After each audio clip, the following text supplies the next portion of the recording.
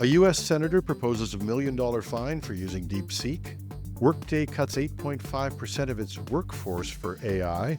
New copyright rules allow for use of artificial intelligence. Meta puts new guardrails on its open source. And Chinese researchers strike again with new developments. Welcome to Hashtag Trending. I'm your host, Jim Love. Let's get into it. A U.S. Senator, Josh Hawley, has introduced a bill that would make it illegal for Americans to use Chinese-developed AI models, such as DeepSeek. The proposed penalties include fines of up to $1 million and prison sentences of up to 20 years. The legislation also seeks to prohibit academic collaborations with AI researchers in China. Hawley argues that Chinese AI models pose national security risks and that restricting their use would protect U.S. interests.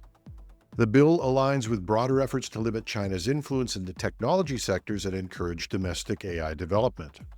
But critics warn that the bill could hinder academic research and limit international collaboration, potentially restricting access to advancements in AI. Supporters contend that the restrictions are necessary to prevent potential security threats and economic dependence on foreign technology. And if you live in Canada like I do, you may be concerned about economic dependence on foreign technology. If enacted, this legislation could impact businesses, researchers, and developers who use or plan to engage with Chinese AI technologies. It also throws out a lot of questions about what we do about open source models that are created by the Chinese, but not necessarily linked to them and can be used freely anywhere. There's also the practicality of how you'd enforce this, particularly since it's open source and spread throughout the world. There are two questions raised by this. One, is this really to protect American security interests or American commercial interests? And they're two different things. Second is, how would you enforce something like this, particularly in a world with VPNs and encryption? Are we going to make VPNs and encryption illegal as well? Because you're probably going to need to do that. It's one of those ideas that you just might want to think about. Workday, a provider of cloud-based enterprise software for finance and human resources, is laying off approximately 1,750 employees, or 8.5% of its workforce, as it reallocates resources towards artificial intelligence. The company says that restructuring will allow it to invest more heavily in AI and automation, aligning with evolving customer demands. Now, in a memo to employees, CEO Carl Eschenbach stated that Workday must think differently, act boldly, and invest strategically to remain competitive. The company also plans to exit some office spaces and will continue hiring in areas aligned with its AI-driven growth strategy. These layoffs are part of a broader industry trend where major firms are restructuring to prioritize AI. Companies like Google and Microsoft have also recently announced workforce reductions while expanding AI-related initiatives. Some analysts view Workday's move as a necessary shift to ensure long-term profitability, while critics argue that AI-driven job cuts raise concerns about workforce stability. Workforce has assured employees that they will receive severance packages, career support, and in some cases, immigration assistance. Businesses relying on Workday's software may also see increased AI-driven features in future updates.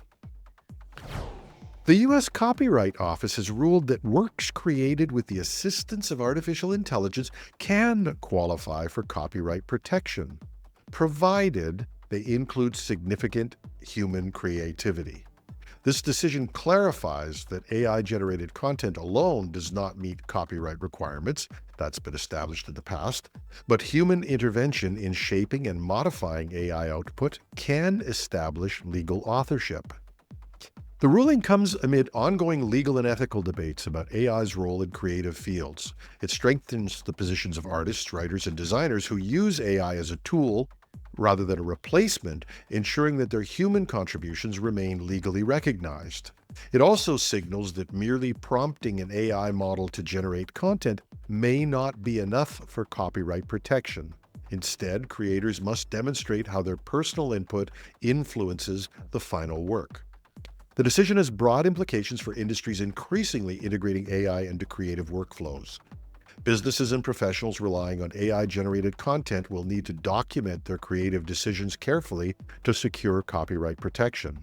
And meanwhile, the ruling could shape future legal battles over AI training data as courts continue to grapple with the intersection of automation and intellectual property rights. Meta has unveiled what it's calling its Frontier AI Framework, a policy designed to assess and manage risks associated with advanced artificial intelligence systems. The framework categorizes AI models into high-risk and critical risk groups, focusing on their potential misuse in areas such as cybersecurity and biosecurity. High-risk AI systems are those that could facilitate cyber attacks or assist in creating biological weapons, but are considered less reliable.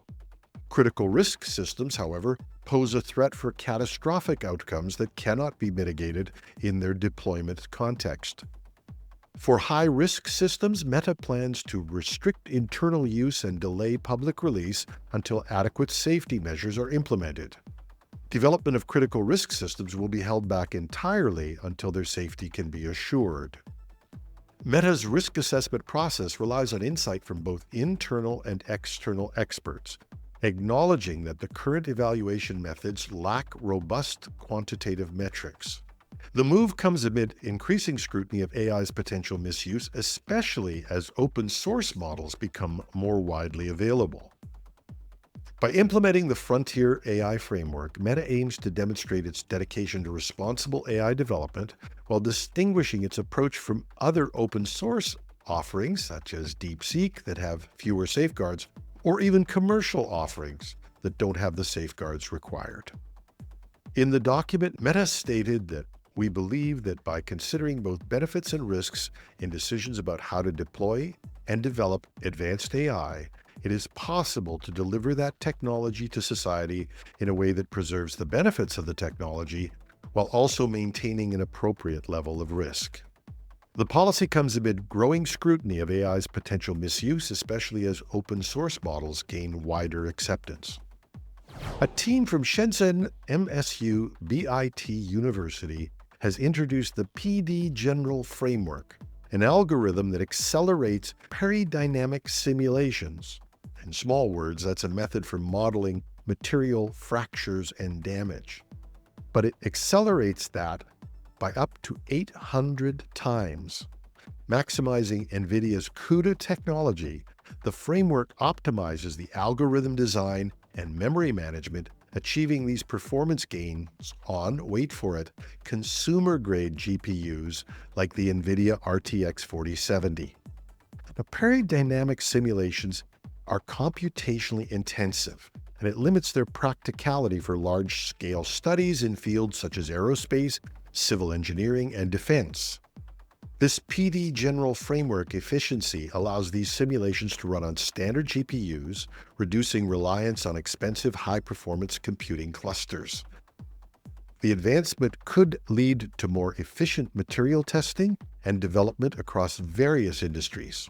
The study detailing this breakthrough was published by the Chinese Journal of Computational Mechanics on January 8, 2025. The researchers believe that optimization techniques could be applied beyond peridynamics, potentially enhancing GPU performance for other scientific computations. This development also highlighted that by enabling high-performance simulations on widely available hardware, China can advance research without depending on restricted foreign technology. In the context of the ongoing trade restrictions and sanctions, these innovations are particularly significant. A couple of other quick updates. 11 Labs has added voice to DeepSeek. When you combine this with the Janus Pro image generation that DeepSeek released last week, it's rapidly evolving into a fully fledged open source competitor for OpenAI. And if you thought that was something, the team from ByteDance has released a new image generation model that is only described as scary good. And it can take you from a single picture to a full video, including extremely realistic voice and motion. From just a single picture, you can have a fully animated person that looks virtually indistinguishable from them in real life. Now, they haven't released it yet, and given what it can do in terms of fraud and disinformation, I'm questioning whether they will, except they published so much detail about it that it's hard to believe they can keep it under wraps. I'm a big believer in open source, but totally uncontrolled use of AI without any way to mitigate its negative effects is scientific or governmental malpractice. Take your pick. I have never thought that I would be saying these words, but I agree with Mark Zuckerberg's approach. That confession out of the way, here's the facts. We can blame the companies and people who make AI, but in reality, governments have known this is coming for months and months, and there are virtually no legislative frameworks outside of what's happened in the EU to be able to deal with this reasonably. $1 million fine, putting somebody in prison, a ban. Here's a hint. That's not going to work as long as there are encrypted VPNs. And if we lose encryption and safe transfer of data, we're not only no longer corporately safe, our freedom is no longer safe. And that's our show. Love to hear from you at editorial@TechNewsDay or on LinkedIn, or if you're on YouTube, just leave a comment. Agree? Disagree? It's all good. I'm your host, Jim Love. Have a thrilling Thursday.